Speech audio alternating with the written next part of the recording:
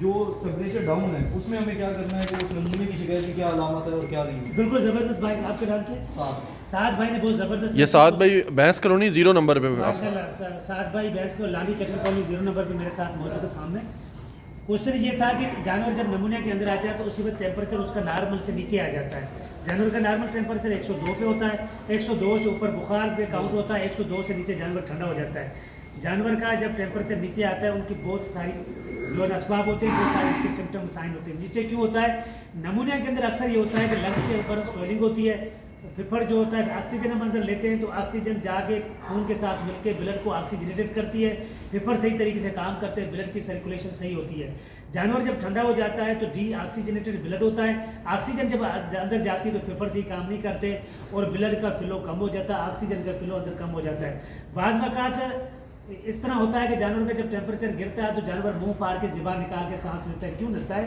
उसी वक्त उसकी कंडीशन ये होती है कि ऑक्सीजन का फ्लो बहुत ही कम होता है, ब्लड जो है सेप्टिक कंडीशन में चला जाता है, उसके अंदर ऑक्सीजन की लेवल बहुत कम होती है, नाक भी सूख जाती है, नाक सूख जाती है। नमूने की बहुत सारी निशानियाँ होती है जिसको गर्दन लगड़ती है।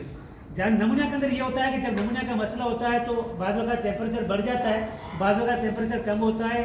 ये मजल्स जो होती है, नाक के ऊपर पानी पसीना कम होता है, नेज़ल डिस्चार्ज होता है, जानवर जो सांस लेता है, एब्डोमिनल रेस्पिरेशन होता है, पेट की तरफ सांस इस तरह खींच के लेता है, और कफ होता है।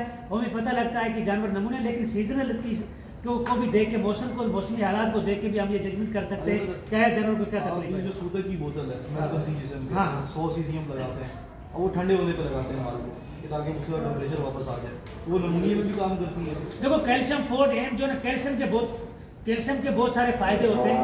एड्स डिजीज का मकसद ये होता है कि जानवर के जो पूरा जिस्म बैठ जाता है, जानवर उठ नहीं पाता। और बाज़ वक़्त कैल्शियम की डेफिशिएंसी क्या होता है, जानवर की चमड़ी खुरदरापन हो जाती है और जानवर का जिस्म डिहाइड्रेशन चला जाता है। बाज़ वक़्त जब जानवर चलता है तो पाँव से आवाज़ आता है और दांत जो बार बार चबाता है, दांतों से भी आवाज़ लग आता जाते है। हैं। बाज़ वक़्त दांत जो हिलना शुरू होते हैं। जानवर का टेम्परेचर नॉर्मल से सब नॉर्मल में आता है। वैसे हाइपोकैल्शियम में ये होता है कि कैल्शियम की लेवल ब्लड से low volume from the circulatory system, खून के दौरे के अंदर जब वॉल्यूम मिकदार कम हो जाता है ऑक्सीजन का तो जानवर बैठ जाता है। नॉर्मल से सब नॉर्मल टेम्परेचर होता है।